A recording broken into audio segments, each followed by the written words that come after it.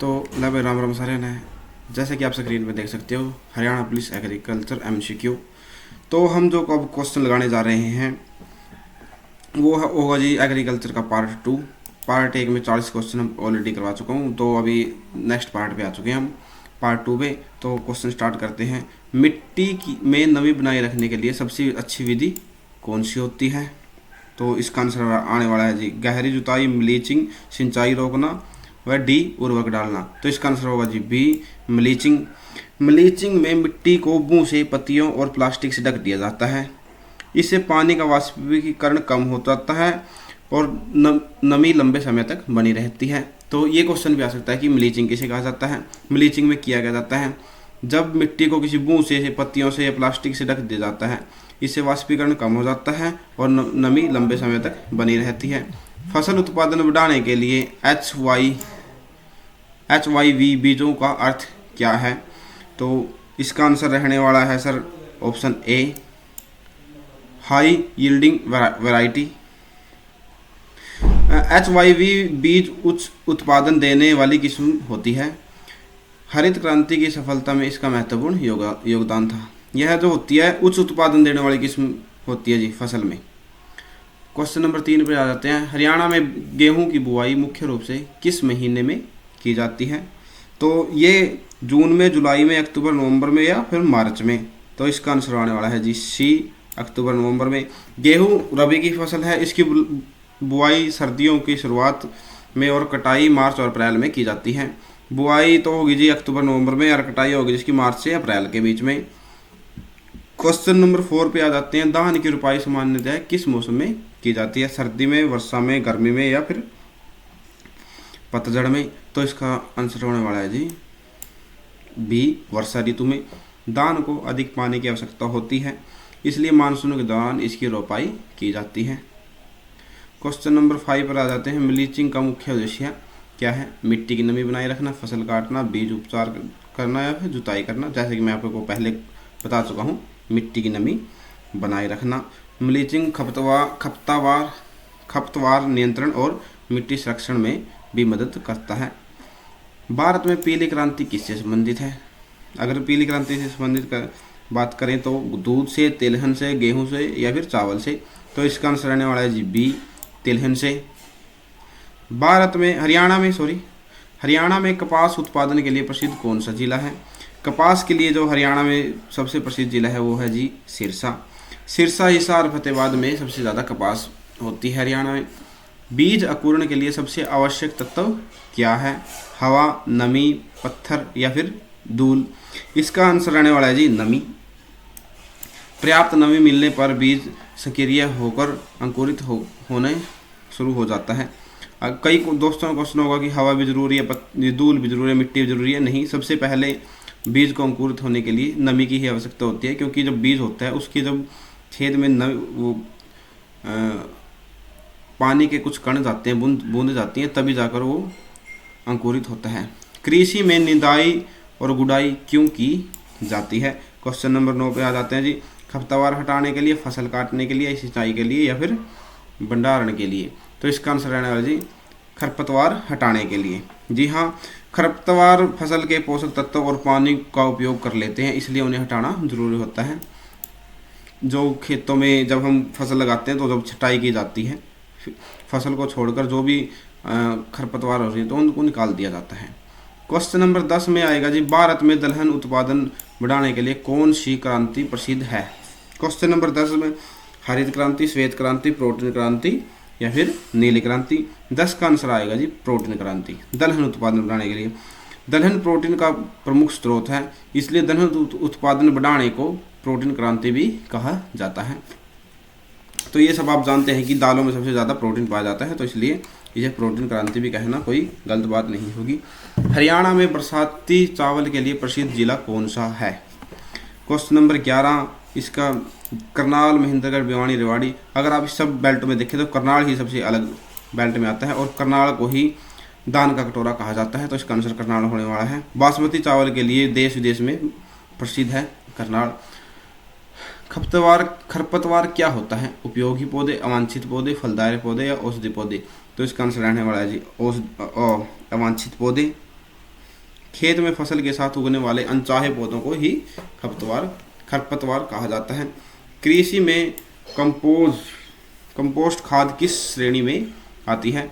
रासायनिक खाद, जैविक खाद, तरल खाद या फिर खनिज खाद? तो इसका आंसर रहने वाला है बी, जैविक खाद। कंपोस्ट खाद जैविक पदार्थों के सड़ने से बनती है और मिट्टी की उर्वरता को बढ़ाती है। हरियाणा में सरसों की फसल किस मौसम में बोई जाती है? तो किस मौसम में बोई जाती है? खरीफ, रबी, जायद या फिर वर्षा में? ये कुछ क्वेश्चन, ये रबी की फसल होती है जी सरसों, या तो ये क्वेश्चन होता है कि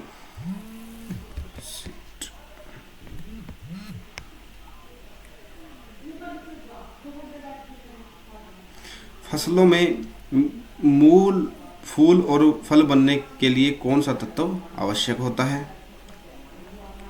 फसलों में नाइट्रोजन, फास्फोरस या फिर फास्फोरस, पोटास या फिर आयरन? तो इसका आंसर रहने वाला जी पोटास। फसलों में पोटास पौधों में फल, फूल और बीज बनने में सहायता करता है।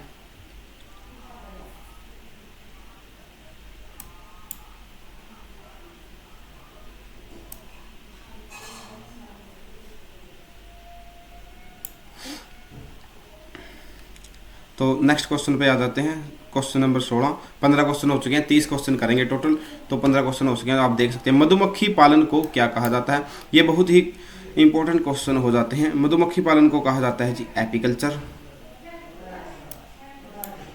एपीकल्चर इसका आंसर होता है। मुख्य मधुमक्खियों का पालना। पीसीकल्चर होता है जी मछलियों का मछली पालन। सेरिकल्चर होता है जी सेरिकल्चर और हॉर्टिकल्चर, इसके बारे में आप देख लेना, सॉरी अभी कंफर्म नहीं हूँ।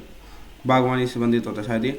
रेशम उत्पादन को क्या कहा जाता है? रेशम उत्पादन को कहा जाता है जी सेरिकल्चर। देखो ये आ गया सेरिकल्चर, रेशम उत्पादन को कहा जाता है जी सेरिकल्चर। विटीकल्चर होता है जी अंगूर की खेती करना। फल उत्पादन को क्या कहा जाता है? फल उत्पादन को कहा जाता है जी हॉर्टिकल्चर।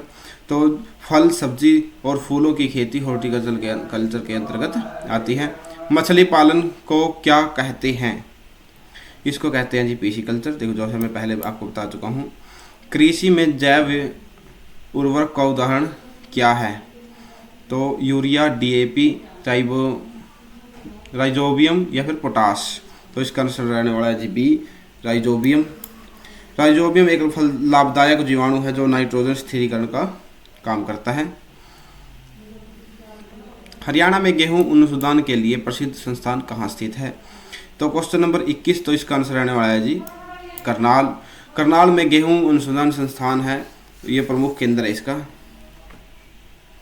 पौधे में हरे रंग का कारण क्या होता है? हरा रंग किसके कारण होता है पौधे में? तो इसका आंसर रहने वाला है जी क्लोरोफिल। बिल्कुल, क्लोरोफिल सूर्य के प्रकाश को ग्रहण करके प्रकाश संश्लेषण में मदद करता है, इसलिए इसका आंसर रहने वाला जी क्लोरोफिल। फसलों में खाद डालने की प्रक्रिया क्या कहलाती है? सिंचाई, उर्वरकीकरण, कटाई या फिर जुताई? तो इसका आंसर रहने वाला जी उर्वरकीकरण। पौधों को पोषक तत्व देने के लिए खाद डालना उर्वरकीकरण कहलाता है। हरियाणा की प्रमुख तिलहन फसल कौन सी है? तो हरियाणा की सरसों, चावल, गेहूं या फिर जवार? इसका आंसर रहने वाला जी सरसों। हरियाणा में सरसों का उत्पादन बड़े पैमाने पर किया जाता है। कृषि में ट्रैक्टर का उत्पादन किस कार्य के लिए होता है? जुताई के लिए, कटाई के लिए, सिंचाई के लिए, फिर भंडारण के लिए? इसका सबसे मेन उपयोग होता है जी जुताई के लिए। ट्रैक्टर खेत की तैयारी और अन्य कृषि कार्यों के लिए उपयोग किया जाता है।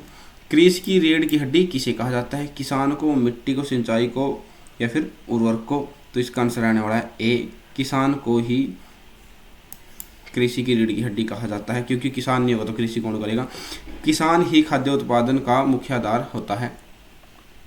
Question number 27। पौधों को सबसे अधिक किस तत्व की आवश्यकता होती है? नाइट्रोजन, जिंक, तांबा या फिर आयरन? तो इसका आंसर रहने वाला है जी नाइट्रोजन। नाइट्रोजन पौधों की वृद्धि और पत्तियों के विकास के लिए बहुत ही जरूरी है। हरियाणा में सबसे अधिक उपयोग होने वाला उर्वरक कौन सा है? तो यूरिया, जिप्सम, चूना, गोबर? तो इसका आंसर रहने वाला है जी यूरिया, क्योंकि जब अगर आप खेती बाड़ी करते हैं तो आपको पता होगा कि यूरिया डाला जाता है। यूरिया में 46 पॉइंट नाइट्रोजन पाया जाता है और इसका सबसे अधिक उपयोग किया जाता है। कृषि में ड्रोन का उपयोग किस लिए किया जाता है? कीटनाशक छिड़काव, कटाई, भंडारण या फिर परिवहन के लिए? इसका आंसर रहने वाला है कीटनाशक छिड़काव के लिए किया जाता है कृषि में। आधुनिक कृषि में ड्रोन में दवाइयों का छिड़काव और फसल की निगरानी के लिए भी किया जाता है। ये अंतिम क्वेश्चन पर आ चुके हैं हम। हरियाणा में कृषि आधारित सबसे महत्वपूर्ण उद्योग कौन सा है? चीनी उद्योग, जहाज उद्योग, विमान उद्योग या फिर इस्पात उद्योग? तो इसका आंसर रहने वाला है जी चीनी उद्योग। गन्ने की खेती से जुड़े चीनी उद्योग का कृषि अर्थव्यवस्था में महत्वपूर्ण योगदान है। तो इस तरह से हमने ये 30 क्वेश्चन पूरे कर लिए हैं जी। तो अभी आज के लिए इतने रखते हैं। आपको अगर इसकी PDF चाहिए तो आप टेलीग्राम चैनल पर जाकर वहाँ से इस सब्जेक्ट की PDF ले सकते हैं, और ज़्यादा जानकारी के लिए आप मेरे YouTube चैनल से भी ज्वाइन कर सकते हैं। और लाइक करें, सब्सक्राइब करें और व्हाट्सएप के चैनल से जुड़ जाएं। वहाँ पर मैं समय समय पर आने वाली सभी एग्ज़ाम की अपडेट डालता रहता हूँ। थैंक यू, धन्यवाद, जय हिंद, जय भारत।